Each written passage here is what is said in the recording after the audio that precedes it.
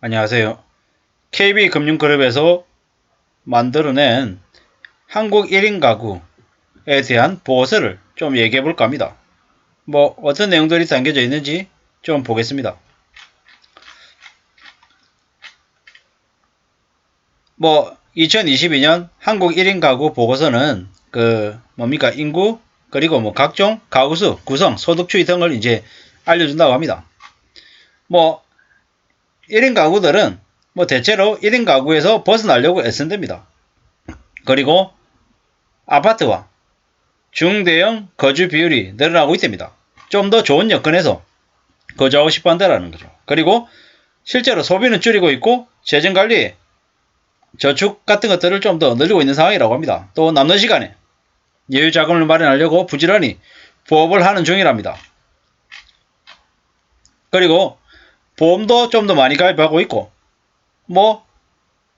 공적연금, 예적금 외에도 개인연금 등 여러가지 미래의 머니 파이프라인을 만들어내려고 애쓰고 있는 중이랍니다. 그리고 재무 목표를 가지고 있고 목표하는 저축 금액을 가지고 있고요. 분산 투자하고 저축하는 그러한 이들이 많다고 합니다. 실제로 어떤지 보겠습니다. 한국의 가구는 2021년에 1인 가구가 720만 명, 사상 최초로 700만 명을 돌파했답니다. 이는 전통적인 가족 형태인 4인 이상 가구가 400만 명인데 비해서 1.8배 높다고 합니다. 1인 가구가 차지하는 비중이 33.4%로 5년 전인 28%에 비해 5% 늘어났답니다. 이러한 1인 가구 증가 추세는 2030년에 830만, 2040년에 910만 가구에 달할 걸로 추정한답니다. 이래 되면 2030년에는 35%, 2040년에는 38%가 되는 거죠. 1인 가구가 유례없이 늘어나는 거죠. 그리고 1인 가구 중에 20%가 차지하는 비중이 가장 높다고 하는데요. 1인 가구 중에 소득 상위 10%의 연평균 증가율은 2인 이상 가구보다 높다고 합니다.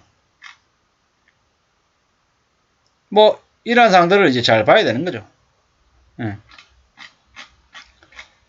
1인 가구가 어떠냐? 1인 가구에 대한 오해와 진실. 1인 가구는 혼자 살기 때문에 넓은 공간이 필요하지 않아 초소형, 소형 평수의 오피스텔을 선호한다라고 했는데 실제로 봤더니 아니랍니다.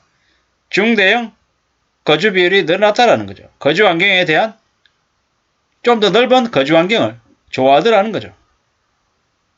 그리고 1인 가구들이 1인 생활을 지속하려고 하는 생각이 많다라는 오해가 있는데 실제로는 1인 가구를 벗어나고 싶어하는 게 더 실제 그들의 생각들입니다. 그리고 저축 대신 소비를 많이 할 것이다. 아니더라는 거죠. 2020년 대비 소비는 줄고 저축이 늘어났더랍니다. 혼자 벌기 때문에 생활비가 부족해서 주식장 외 아르바이트 등의 부업을 할 것이다. 라고 했는데 알고 봤더니 생활고보다는 남는 시간을 활용해서 월급에 추가 소득을 얻고자 했답니다. 희한한 거죠.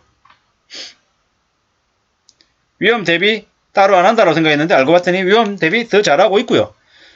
은퇴 노후 준비 안 하고 있을 거다. 못 하고 있을 거다라고 생각했는데 실제로는 더 많이 하고 있더라는 겁니다. 그리고 다양한 금융상품에 분산 투자하기보다는 예적금 활용해서 노후 대비할 줄 알았는데 봤더니 다양한 금융상품에 투자를 하고 있더라는 거죠.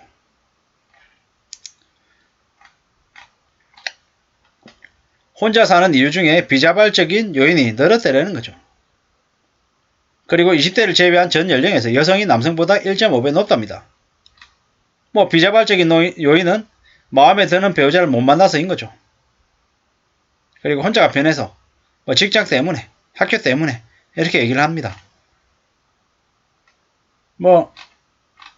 이러한 보고서가 우리한테 시사하는 바는 좀 큰 것 같습니다. 왜냐? 기존의 1인 가구들에 대해서 생각하는 인식을 조금 달리할 수 있기 때문인 거죠. 1인 가구 지속하는 이유, 혼자가 편해서 마음에 드는 배우자를 못 만들 것 같아서 이런 게 더 크다라고 하네요. 1인 가구가 가장 많이 거주하는 주택 유형이 아파트랍니다. 중형, 대형 평형에 거주하는 1인 가구가 증가하고 있답니다. 아, 그렇구나. 실제로 좀 더 넓은 주거 환경에서 살고 싶어 하는구나. 이런 인식들이 생겼고요. 소비줄이고 저축을 늘리는 게 요즘 1인 가구의 모습이랍니다. 뭐 되게 좋은 상황인 거죠. 뭐 알려주는 바가, 시사하는 바가 크죠. 부업의 주요 요인이 생활고가 아니라는 거죠.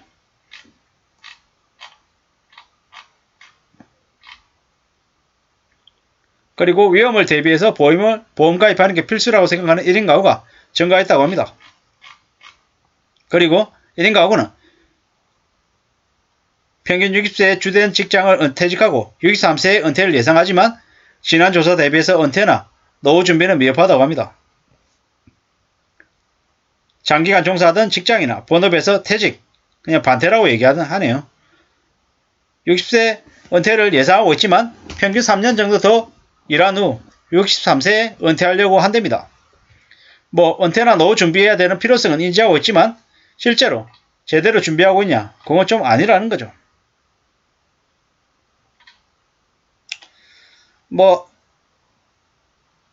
평균 은퇴하는 나이가 점점 더 50대가 되려 더 높고요.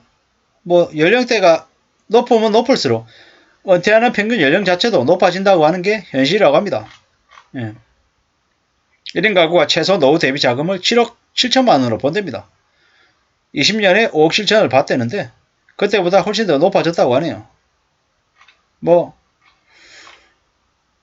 저렇게 실제로 노후 대비 자금을 7억 7천으로 보면 저는 죽을 때까지 은퇴 못할 것 같습니다. 노후 대비를 못하고 있는 1인 가구의 가장 큰 이유는 수입 부족이라고 얘기하네요. 코로나 이후에 뭐 이제 실내에서 이제 지내는 시간이 많아지다 보니까는 주 공간을 좀 넓히려고 하는 분위기로 바뀐 것 같습니다. 뭐 참고하시면 좋을 것 같고요. 아무쪼록 그 1인 가구들의 그 모습들을 좀 잘 볼 필요가 있겠다라는 생각이 듭니다. 뭐 리치 싱글들은 자산 관리 잘하고 있다고 하고 소비 적게 하고 저축하고 여유자금 운영에 적극적이라고 하고요. 분산 투자하고 있고 자산 관리를 잘하고 있답니다. 결혼 대신 자산하고 재테크에 가장 많은 시간과 비용을 할애하고 있답니다. 뭐 좋은 모습이죠. 좋은 모습입니다. 리치 싱글은 월 저축액이 204만 원이 됩니다. 되게 부자네요. 부자. 뭐 리치 싱글들의 모습을 보면서 뭐 어떻게 살아야 될지 뭐 상대적으로 좀 참고해 볼 필요도 있을 것 같습니다. 아무쪼록 그 1인 가구의 보고서를 읽어보면서 지금의 1인 가구들이 어떤 생각으로 사는지를 참고하시면 좋을 것 같습니다. 감사합니다.